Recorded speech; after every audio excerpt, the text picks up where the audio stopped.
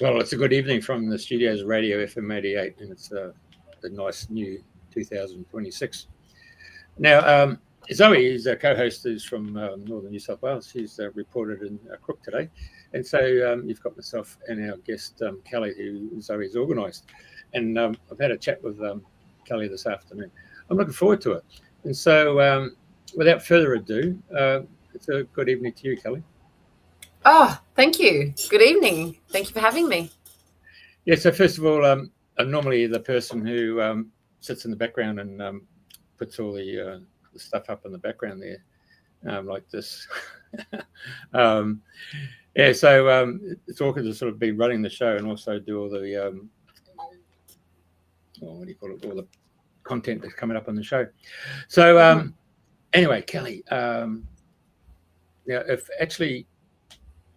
if Zoe's got you invited on the show, then there's a reason for it. And I know that for a fact that Zoe's really off the grid. She likes to be building up community and Yes. And that networking of working together. So that's what's inspired her to get hold of you, and I'm there for you as well. So, okay, so when I went to school, all these kids used to tell me what they're going to be when they grow up.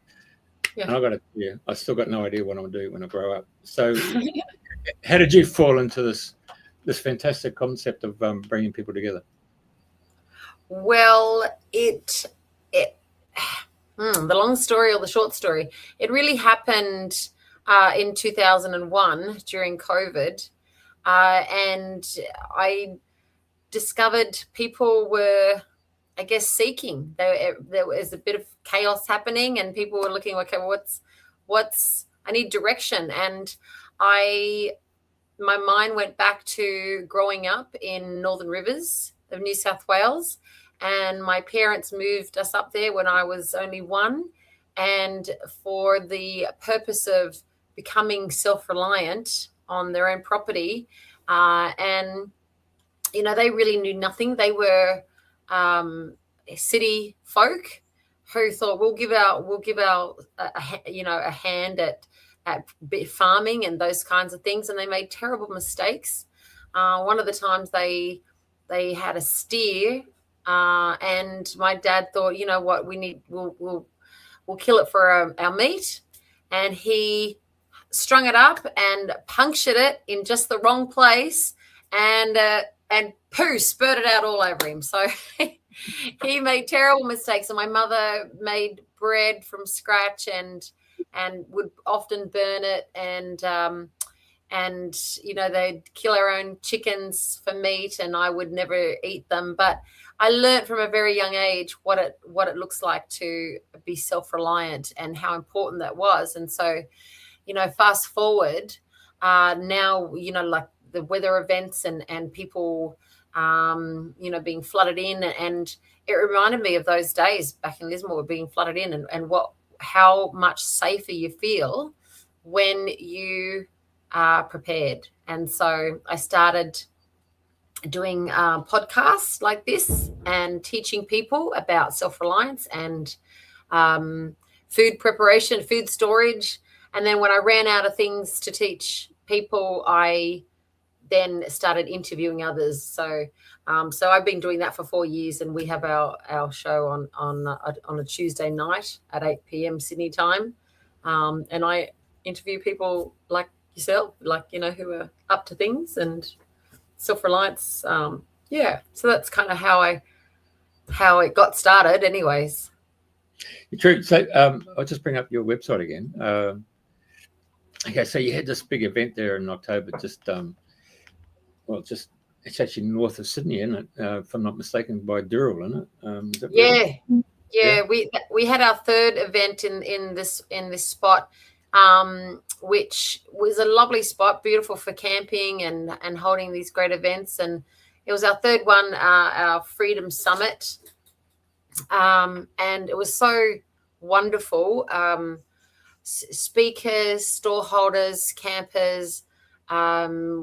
We have, I don't know what you're looking at now. That's from Pinterest, yeah.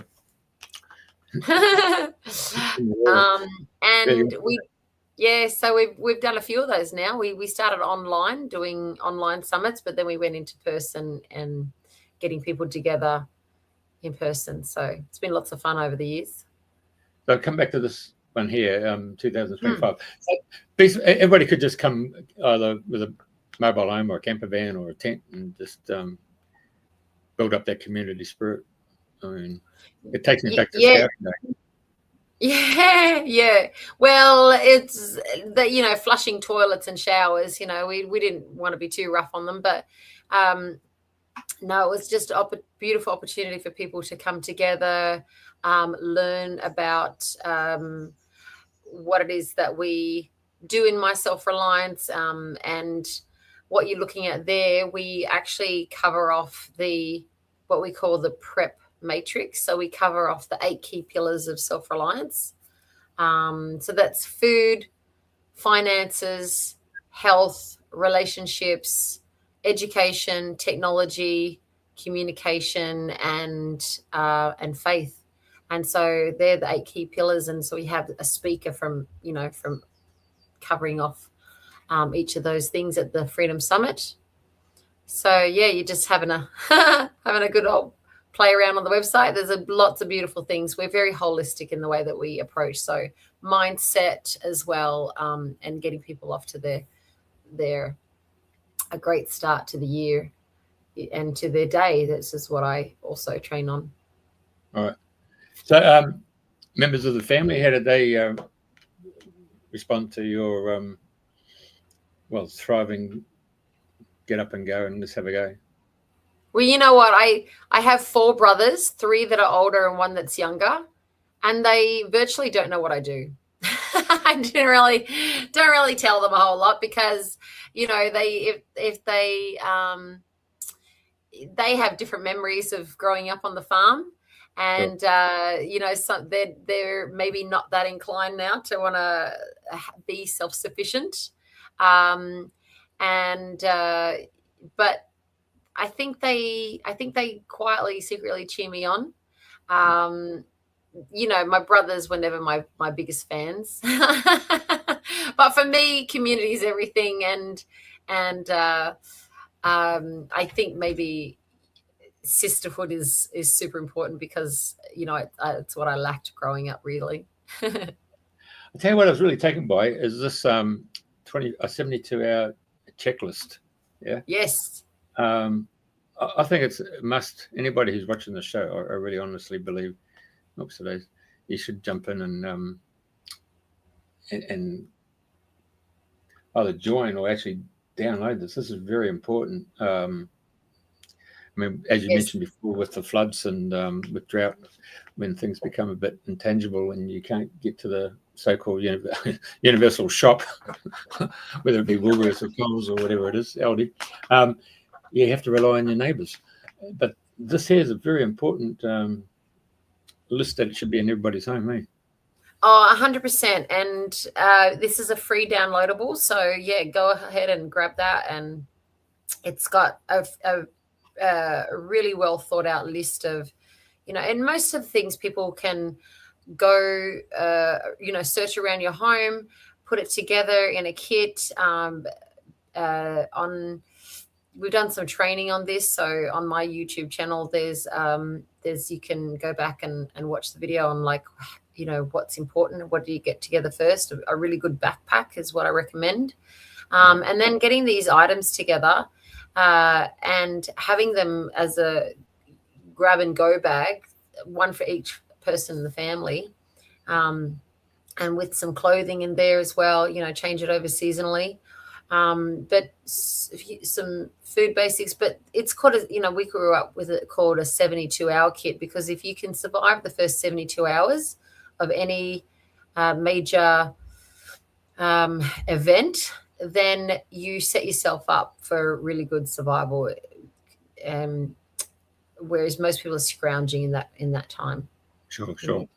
And what about cash? Is that important to have? Yes, yeah, and that's one of the things on the list. And also documents, in either printed off documents or USB in a sealed bag, and cash to have on hand. Absolutely, as much as you can put away, and but beyond what you're setting aside, it's the conversations that you have as well with people. So one of the things that I like people to remember is having your 5 go-to people. Okay, where are you going to go if you can't stay in your home? That's in walking distance. Where are you going to go? That's in maybe a bike ride distance. Where are you going to go? That's in that. If that local area is no good, you need to have another source of place that you can stop. Friends. So 5 friends that live like between locally and then interstate that you can go to, and that you've communicated with your family members. These are our go-to people. Should you need it. Sure. Yeah. Most people who I've come across in my years of travel have always had this idea of community and setting up a community and getting property and setting up habitual habitat dwellings and all that stuff. And of course, where you are in northern New South Wales is probably one of the very rare shires that allows for multiple occupancy, as opposed to other councils around Australia. Well, and so just to backtrack on that, we moved to the Northern Rivers when I was really young, but I only stayed there until I was 12, and then we moved back to the city. So I then grew up in the city and it was only 12 months ago that I actually moved out onto property where I am now. I'm 3 hours north of Sydney, and we are on 30 acres and really, getting into that lifestyle again. And where we are, we have glamping accommodation, and do retreats and things. And so we're really well set up in this community. But the Northern Rivers, they've really got something going on there where they're very the council up there, like you said, is switched on, and maybe that's why they get hammered so much with weather events and whatnot. But no, I not everyone can live out on property, or can afford to get out of their situation that doesn't allow for space and dwelling. But we are in the process of setting up hubs all over Australia with My Self Reliance and other connected communities, so that people can get resources that cover off those 8 key pillars within their local area. And that's what I do now, is just support people in having those resources. There's a number of people who I've met over the years, and one of them was don't bank the cash, was a philosophy in small communities. So that because generally speaking, a lot of people who have been doing the nomads around Australia would find that when you got power outages and all that stuff, and you come to a service station, you can't get any fuel until the electricity comes back on, or a generator gets started, or you got a hand pump. And cash seems to be king when you're traveling around Australia. Yes, exactly. And we're going to find that out more and more, how important the cash is. And I've also branched out. I didn't believe it for a little while, but having a bit of precious metals can be also helpful. And there's a few different ways that you can shore up your finances. But absolutely, having cash in your pocket is going to really stand you in good stead in an emergency. So when it comes to hubbing, I'm of a thought there that Rotary, for example, was an organisation that sort of generated around Australia and in New Zealand, and the International Rotary. But to become a member of Rotary, you had to come from a different industry to other members of the organisation. So they had this huge community based of professional people and tradies, and so they could actually work with each other. That concept's still around, but what I've noticed is that whether it's Apex or Lions or in the case of Rotary, we don't seem to see anyone younger than 50. Mm. Generation that's gone through and that sort of networking. But I would suggest to you that you're probably the generation that's saying, excuse me, we used to do this, but hey, let's do it this way. And you get the youngers and you can use the actual internet and social media to actually galvanize and bring people together. It seems to be your way is the new way of doing it. Yeah. And we hope so. We hope that we generate new, younger people, and that's why when we have our big events, we make it fun as well and make it about the music, because it attracts the younger group. But there's also some flexibility in the hubs that we're creating. You don't have to have a particular kind of background to join our hubs. It can be anyone from any walk of life, but we utilize it, everyone's skills, and we recommend that if you're coming in and you feel like you don't have any skills to offer, we actually will run courses and programs to bring people up to speed on those things. And because that, everyone pitching in and offering their services is really where it's at. Yeah. I mean, obviously we've got Queensland Country Women's Association. I mean, Yes. New Zealand's got its own network. The UK's got its own. They make their social calendars come out once a year as a fundraiser. But so do you actually work in with the Queensland, or like in your case there in New South Wales, Country Women's? We haven't. I guess we haven't really reached out to those kinds of commercial communities. I want to think that we're a little bit different to those, because we're really grassroots in terms of what we're all about, what we're offering. There's another community in Queensland that have reached out, and so we're partnering, and also Victoria partnering other communities. Because the kinds of things that we're doing within our hubs is really going back to basics a lot, sourcing food that's clean and has, looking at where teaching people about food storage and so we haven't really tapped into the Country Women's Associations as much. Zoe found me somehow. She's a part of various networks of people and in the Northern Rivers there. And so she tapped into what we were doing and liked what we were up to. And then Zoe and I got to know each other more in depth through a program that I run, a morning method. It's like how to start your day with a power hour to get the most out of your day. And so I call that Jigsaw.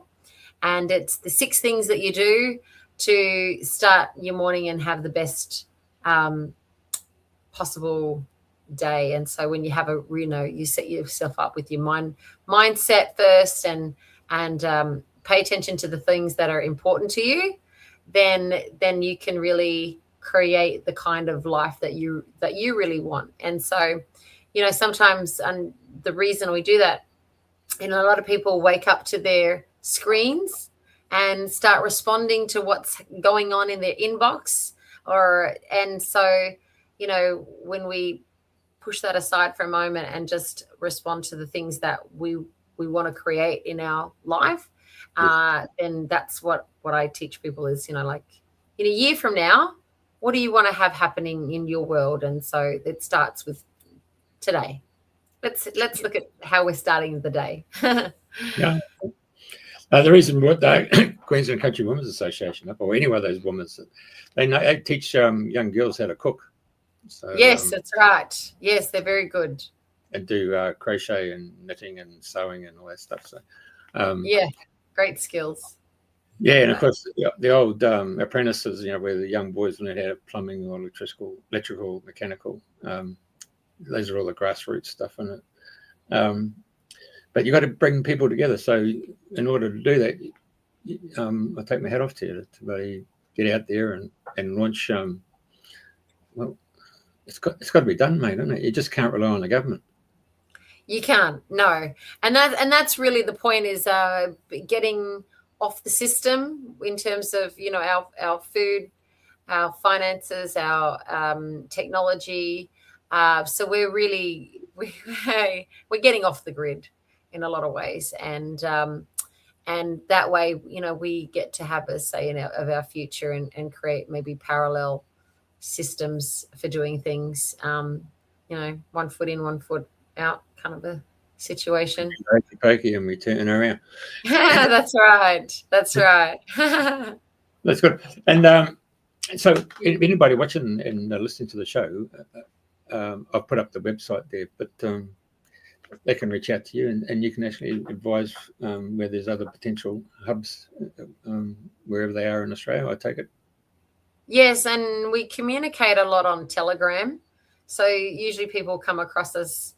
I am on social media with Instagram and Facebook and things, but it tends to be we kind of live a little bit on Telegram with our groups and our hubs. So that's where I send out most of our information, and people can find out more about us. So yeah, we like that as a platform. All right, just get that thing up again. Here we go. Go back to here. Okay, so they can see all that. There's your website there. And, yes. Yeah, and I have some really great videos up there. Some videos on their website will take you to our YouTube channel with all the great interviews, and you get to see what we're all about. So yeah, so that's our event in October. 3 amazing days.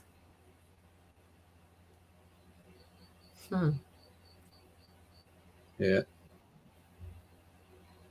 So we like to promote people with businesses in the community as well, and these are people who have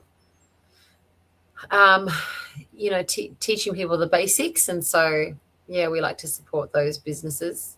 That directory there is wonderful. You can flick through and find the people who we support. And how did they come knocking on your door? I mean, if you've got Zoe come knocking on your door, how do you get these particular speakers? Because there's quite a lot of keynote speakers there from different fields of endeavour, eh? Yeah, that's right. Yes, and so some of them I've searched out. Some of them someone else has introduced me to them, and somehow word of mouth, we usually find each other, and yeah, it's wonderful. Great. And have you created a seed bank of any attitude?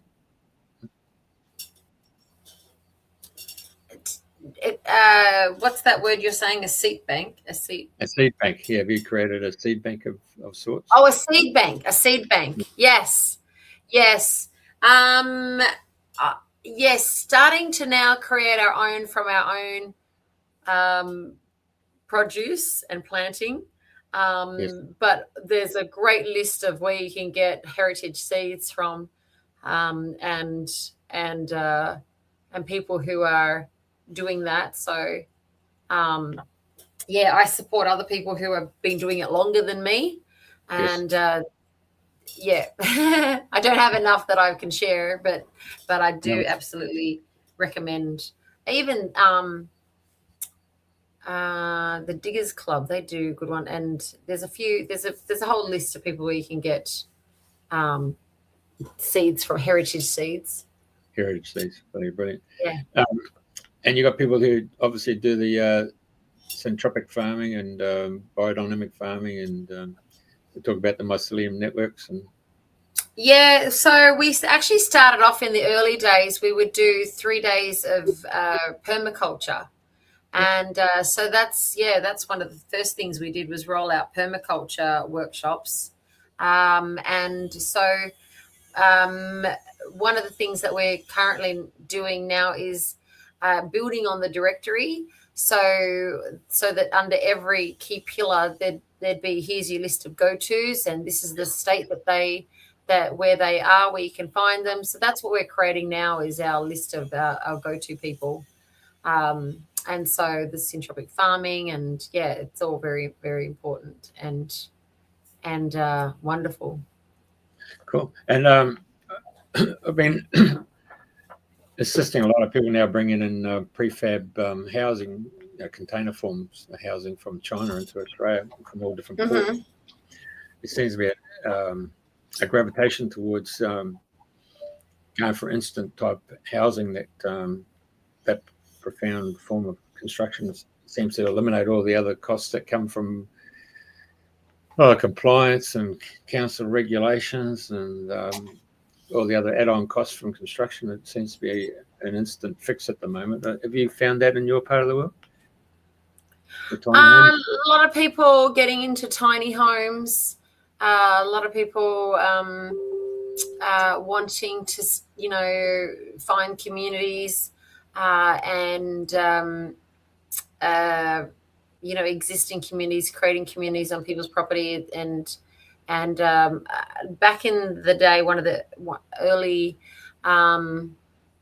summits that I did online, we did in 2022 and 2021 and 2022, we actually did 2 10-day summits. So 20 speakers over 10 days, twice a day we'd have a speaker. And one of those was a beautiful architect from Sydney.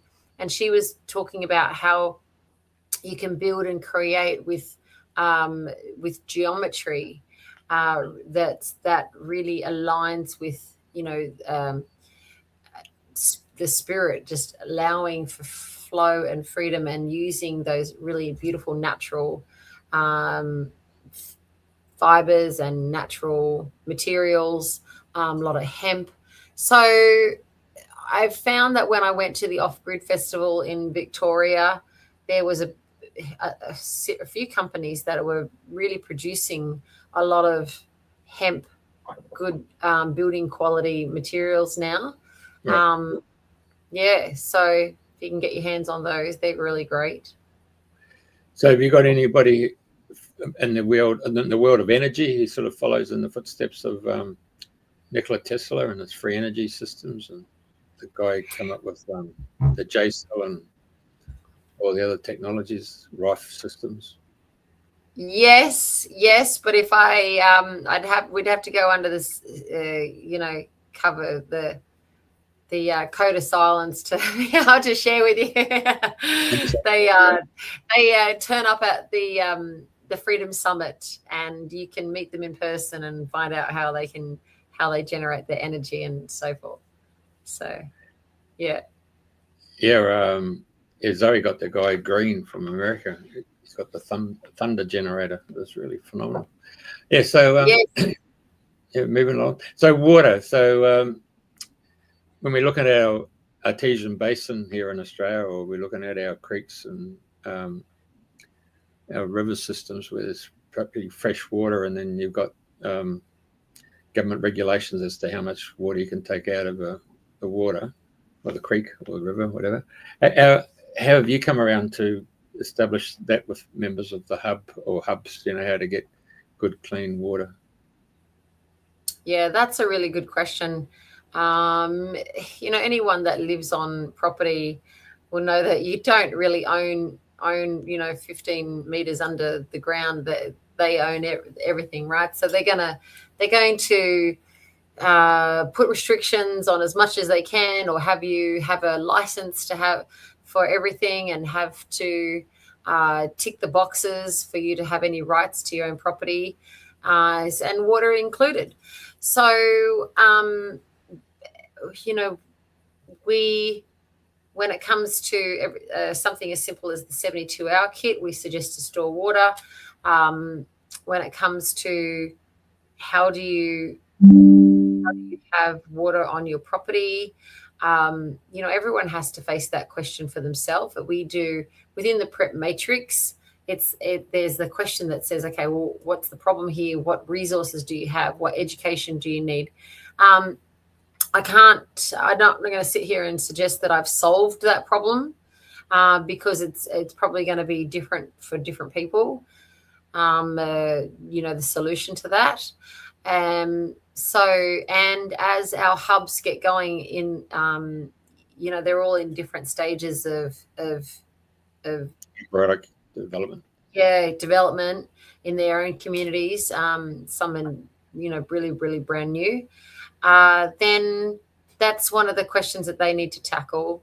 Certainly, food and water is possibly, the most important aspects that they probably want to tackle across the 8 key pillars. Maybe not. Maybe they've solved that and they want to move on to another question.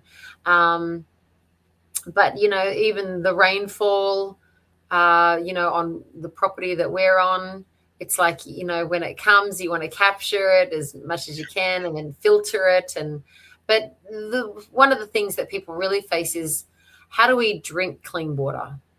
And so there's a lot of products out there that are all about restructuring the water that you have, filtering it in a way that it's more ionized, that you are getting the best quality water. That's where the conversation's at in our circles, is just making sure that we're drinking quality water, and not the town water that's dished up. Okay. I mean, we had 3 of us took a catamaran and sailed from the Runaway Bay, Gold Coast to Darwin. It was 68 days, and it was only when we got to marinas that we could top up. When we were running out of water, we had to go use the boat's saltwater generating system. But what happened was we started to get cramps, and it was because there was no minerals in the water. It's because the desalination had gone and taken it out. So that was really interesting from my perspective. If you start, playing around and trying to desalinate, you're missing out on all the minerals that are going into it. So yes, so you got to somehow or another rehydrate them. Yeah, that's an interesting concept, isn't it? It really is, and it's one of the things that we kind of share that information around in our channel, so that people are learning, what's being taken out of our food, what are the processes that our food and our water has gone through, such that what have we got left? How do we then rework our nutrition so that we're staying as healthy as possible, and then not needing to go to the doctor and hospital as much, because we know more through nutrition what our body needs, and our body can be the healer. 100%. I noticed the guy in the United States, the guy Robert F. Kennedy there, and he made an announcement the other week about they've got to teach these doctors nutrition, getting away from chemical substances. And so the life force was coming back into the body through natural foods. But then we had a lady on here who lives in our area called Bronwyn Holm, who's got a product called Earth Foods, because it's based on her grandfather, and it's putting microbes back in the soil, because she said we haven't got much soil left in Australia, Jeff, and it's going to be depleted. We've probably got less than 20 years, if not less than that again. So her father was one who'd come up with this concept of putting the microbes back in the soil, and it aerates the soil, but it actually propagates the mineralization of the soil. Earth Foods, it's called. And she's shown some really remarkable instances on certain little small plots, even if it's a suburban block, or whether it's 1 acre or broad acre cropping. So the 1 litre of her product can be mixed with 60 litres of water, and the results are quite phenomenal. So, I have heard of her product, and really needed, and especially where we are, the rainfall from pretty much last January through to August didn't stop raining. We were flooded in 6 times. And come to the summer, we thought, oh, well, with all that rain, we're going to have lots of, crops and grass. The grass is going to take off. It didn't, because it took off all the top soil and it made everything really dense underneath. And so, everything was really brown and dry. And so I can hear what you're saying, that we need to replenish that soil. And so her product is just phenomenal. Yeah, I mean, of course, if you take it to the next level, as she's mentioned, with cloud seeding, I mean, now you're putting chemicals in to create clouds, and that obviously is getting into the aquifers and obviously into our river systems, and as well as our soil. And so then we find out that the fertilizers there are actually helping to destroy the soil itself. So it's a case of regenerating, re-energizing the soil. So we are part of the food chain. Robert F. Kennedy's concept of having nutrition is highly recommended. It's just a matter we've got to go back to the farming and look after our farmers. Which, 100%. I wish his policies would rub off on Australia. That'd be good. We have to take the power back in our own hands in the meantime. Well, that's the benefit of having these little conversations that can be shared everywhere around the world. That's why I enjoyed Michael Gray Griffith. Have you come across Michael in this? I have, yes. But, yeah, so I've actually met him once at an event. Needless to say, that's a conversation off air. But we've had him on twice now, and what was quite remarkable was the fact that I said to him, Michael, you're probably the last investigative journalist in Australia, and I take my hat off to you. But I just want to let you know, 1 million people or thereabouts turned up in Canberra, and not once did mainstream media, that's television, radio or TV, promote Australians to go down to Canberra. Yeah. And yet there's another frequency. It's well above the mainstream media. It's operating on a different frequency. And those people around Australia picked up on that frequency and knew intuitively and instinctively to turn up in Canberra. And it's telling me we're fighting a spiritual war here. Yeah. Yes. Well, that's the kind of people who My Self Reliance appeals to. Absolutely.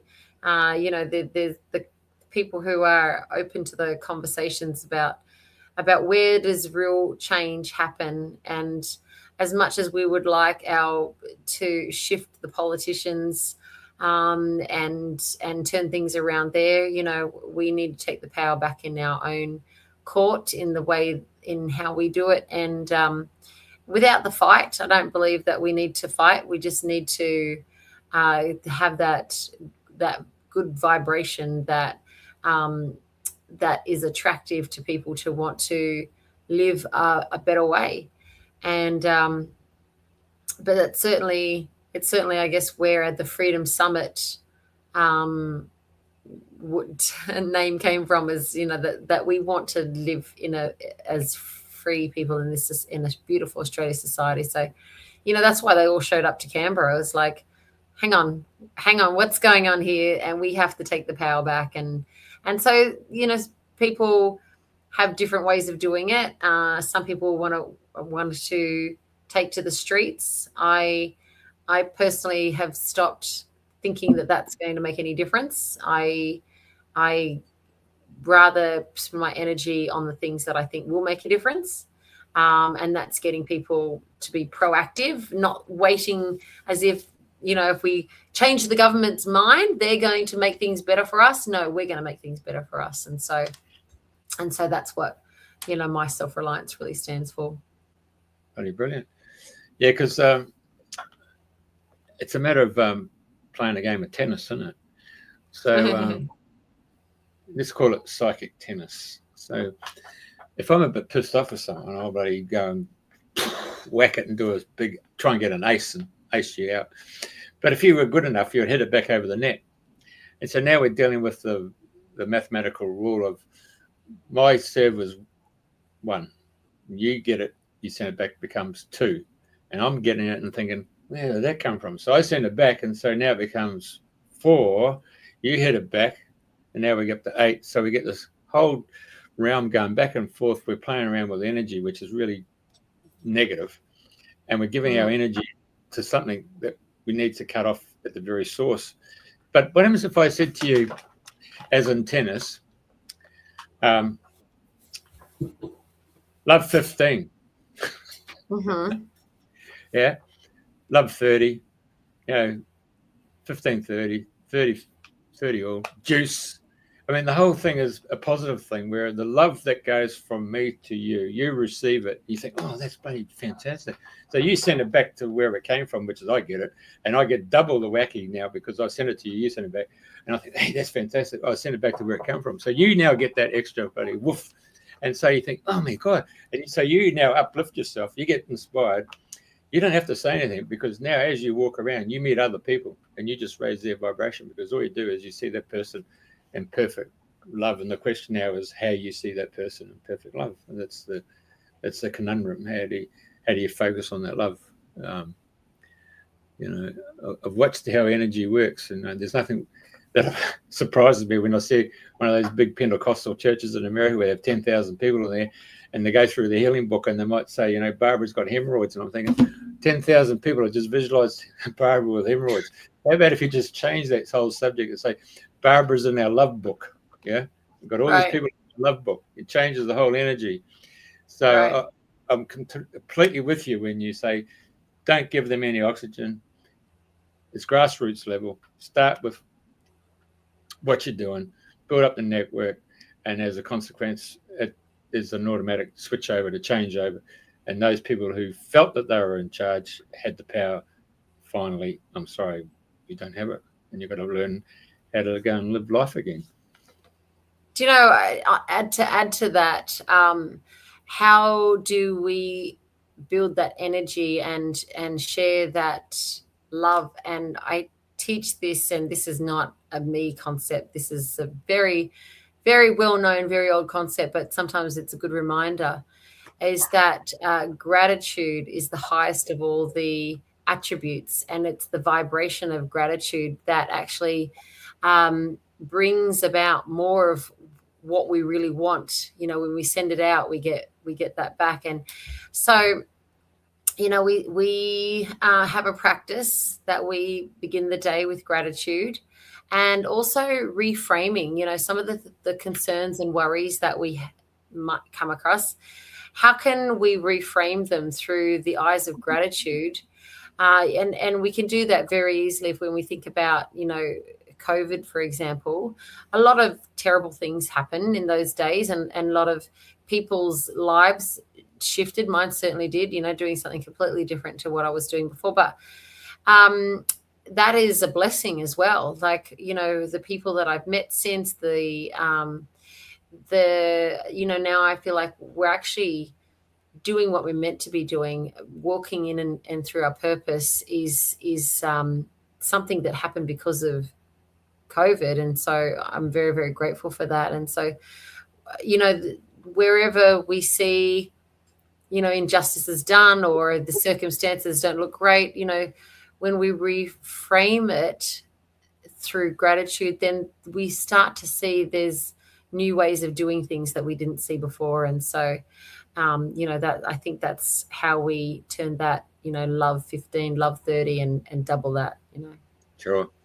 So one of the things I have learned is that we've slowly but surely stepping out of the world of the game of Monopoly, which is all about acquisitions and really, property and all that stuff. And can't take it with you, can you? Can take it with you, nah. And so I say the quality of your life is determined by the quality of your relationships. And so, we're all at different levels of this understanding. But, to me, becoming self-reliant is, you can't do it on your own. It has to be within communities, because you can't know everything and do everything by yourself. And so having really great relationships with especially the people in your community is what's going to ultimately get you through the tough times. Sure. Now, Michael Gray Griffin, when I spoke to him in when did I speak to him? February. now, so I've just got to. It was last year. It was in December. That's right. Anyway, so I spoke to him and he said, "Hey, Jeff," he said, "I did a 24-hour show." I said, 24 hours? He said, "Yeah." I had all these different guests that we've had over the years come in and they did their segment. And he said, "I reached out to this guy in the UK and he covered for us while we were asleep." I said, "Okay."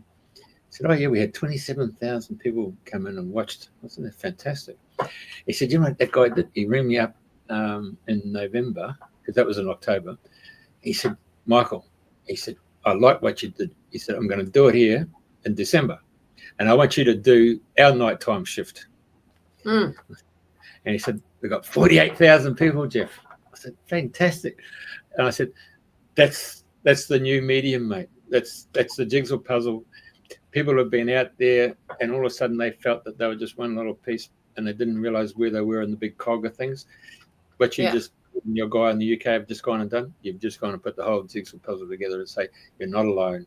You've got this whole global community who understands what's going on, and they're rising up to say, enough's enough, and we're going to be doing this ourselves. We can't rely on the government. Yeah. Correct. Yeah, correct. Yeah, bloody brilliant. Yeah. So yours is a Tuesday night, yeah? Yes, we're on a Tuesday night, and so the 3rd of February will be our first Tuesday night back this year, so we don't have a guest speaker every week. We did that last year, but this year we're having a guest speaker the 1st and the 3rd Tuesday of the month, and then the other 2 Tuesdays is for our members. So Tuesday night, and that's 7 o'clock New South Wales time, yeah? 7 o'clock Queensland time, 8 o'clock New South Wales time. All right, just make a note of that. 8 p.m. New South Wales. And how do they go and get to see you? Where are we? They get the link now. We're doing something a bit different. So we've always been on Zoom. And so you could easily get the Zoom link by visiting our Telegram channel, because we post that up there. So the My Self Reliance Telegram channel, or Self Reliance and Food Storage on chat group. That's probably the easiest way. Or you should be able to find it on the website.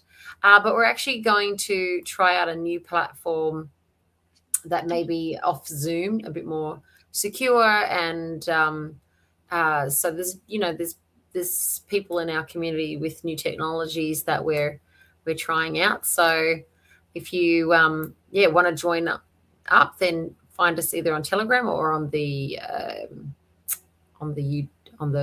website. I would say it's not there yet. This is the old. So far the old link is there. We're in beta trial testing at the moment, but we will have it up there very shortly. I'll go there. Contact us. I can go there. Okay. Yes. Yeah, that's the way. Now, is there anything that I should have asked you that I haven't asked you? Is there something that you would like to speak about or talk? Yeah, good question. This year we are, rather than having a 3-day summit like we had last year, we're actually going to have a 1-day expo in Sydney, but we're actually moving, expanding to Queensland. And so we've worked out today that we're going to have an expo in maybe around the Sunshine Coast around the 25th of August. And they're also appearing at the Living Free Festival on the 11th of September.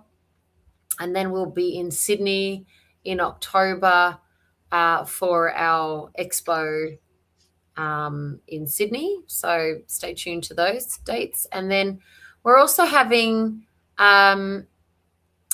retreats. So I'd mentioned that I own a glamping retreat property. And so we're bringing a series of retreats to the property, a bit more deep dive into some of our wonderful skills And so all that information will be going up on the website very soon. But in addition to that, if people really want to get involved, the membership for My Self Reliance gets you being part of our hubs. So wherever you are, we create the hubs, and we create access for you to have. Sorry, so you can access our experts and our support and get on that journey to self-reliance.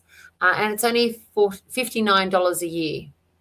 And if you want to become a hub leader, and that's something that you want to pursue, that you get extra training and benefits, that's $79, and you get that jigsaw. It's a full week of jigsaw with me, and I give you the training, and there it is there, or $7 a week. And yeah, we really love to partner with you and have you on board. It's lots of fun. Fantastic. Very good. Well, I appreciate Zoe reaching out and tapping you on the shoulder and say, come on. Fantastic. Really appreciate it. And Zoe joined because she wanted to be. She's one of our hub leaders, in fact. Yeah. And so I don't know if we've made that clear before, but she's so she did the jigsaw program, and it's so wonderful that I get to spend an hour every morning between 6 and 7:30 with our whoever does the jigsaw. And it's some beautiful time that we create together and coach together, and yeah, so it's all happening. So whereabouts are you? Are you north of Sydney? Are you up towards Port Macquarie way? Are you? I am. If you know where Foster is, I'm inland from Foster. I'm actually, if you go to Foster and then go, the town south of Foster is called Bulladila. From Bulladila, I'm 20 minutes off the freeway in a little place called Warranalla. You can look up Lily Pond's Retreat, and that's you'll see. And if you go to Google Maps of Lily Pond's Retreat, there's lots of beautiful photos there. Or lilyponds.com.au is our website. But I prefer the photos on the Google Maps. It gives you a good look at what we do, what we have to offer. There we are. Very good. So this is, our glamping tents, our mineral pool and spa. They have flushable toilets and showers in every tent. So it's a bit glampy.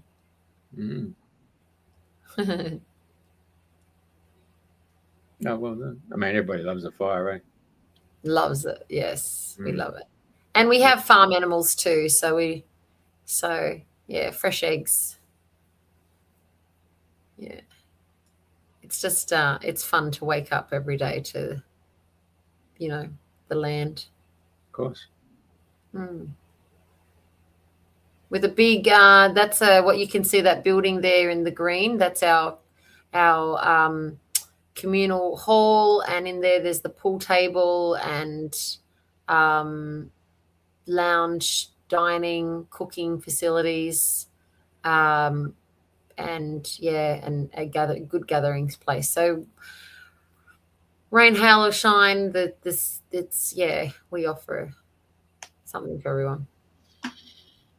Very good. So that's Lily Ponds.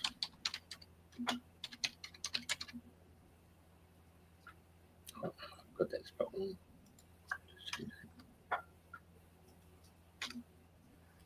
So if anyone's inspired by, anything I've said or wants to be a part of it, we are obviously looking to gather more people together, and would love you to get involved. So, yeah. Well, thank you. I really appreciate it, and love your work, and it's love all. Thank you, Jeffrey. We really appreciate being on tonight, and continue the great work you do. well, we'll send you a link so you can utilize it for your YouTube channel or whatever you want to do. So fantastic. All right. Love you. If no one else tells you today. Yeah. Thank you. Love you lots. Thank you. Bye. See you next